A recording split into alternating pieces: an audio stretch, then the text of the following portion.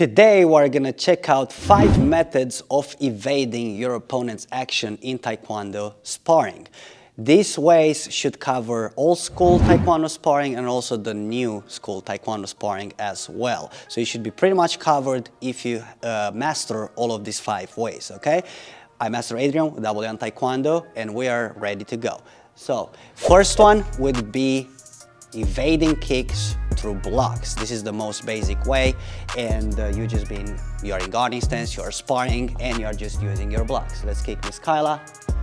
Block and block. Go head level, block. So when it comes to that head level, this is gonna take us straight in the second way of evading. But first way, we're just gonna point it out again, is through blocks. So use your blocks in Taekwondo sparring in order to evade kicks. This one is the easiest one and the one that I would say involves the most pain, because you're gonna have to block the kick, so that means you're gonna feel those kicks. Either way, you should know how to block in Taekwondo sparring. Let's move on to the second way. Second way, since we kicked head level, it would be through leaning, okay? But you can avoid a lot of stuff through leaning. You can avoid even middle level kicks, okay? So try to throw middle level kicks, and I just can lean from there, okay? Throw a head level kick. This one, I would say, when it's about head level, it's a must to lean. Don't ever try to block a kick head level without moving your head, because normally the leg is way stronger than an arm. So that's just gonna go through your blocks and land on your helmet. So I have 2 ways so far, which is blocking and leaning. The third way, and I would say maybe this is one of the best ways that involve the less contact, the least amount of contact.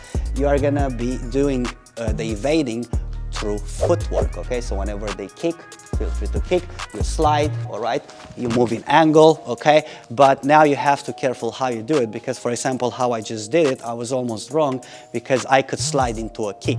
So that's what you want to avoid when it comes to the sliding and your footwork. You kind of have to move away, and you have the option to move always backwards. But if you only move backwards, you're gonna end up going out of bounds, which means you need to start working on some angles, okay? So for example, if she kicks with her back leg here, I can just use an angle instead of going straight backwards all the time, or you can just combine and try to come with multiple kicks forward. You slide, and next to use an angle.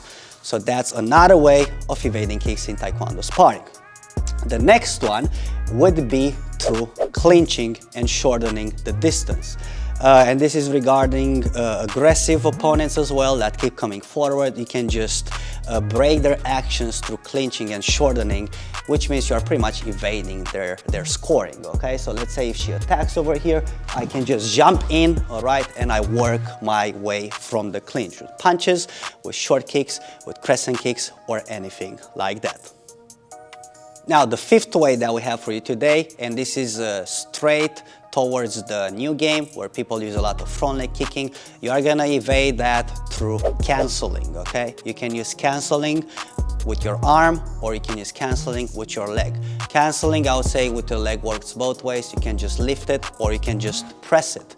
I recommend pressing sometimes because it's more painful for your opponent, okay? So let's say if I cancel with my arm, whenever they use their front leg over here, you can either press it down, or you can also send it out, which kind of opens them and kind of makes you a service if your arm is strong enough over here. So let's say if she attacks again, I swing out, and you see this action that she falls on. It's a advantageous action, like a type of angle for me, all right?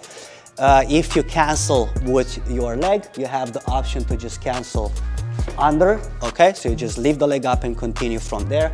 Or you have the option to override it, but here you gotta make sure you actually override it. Let's go. You just override their kick and you press it down and continue your action from there. Now let's review all of them, all right? So just in order, we're gonna do evading through blocking. Evading through blocking, we spar, kick, block, block. Now we go straight into leaning, okay? Second method is through leaning. So she throws head level, I lean. Even when they throw middle level, you can lean and they can miss you that way.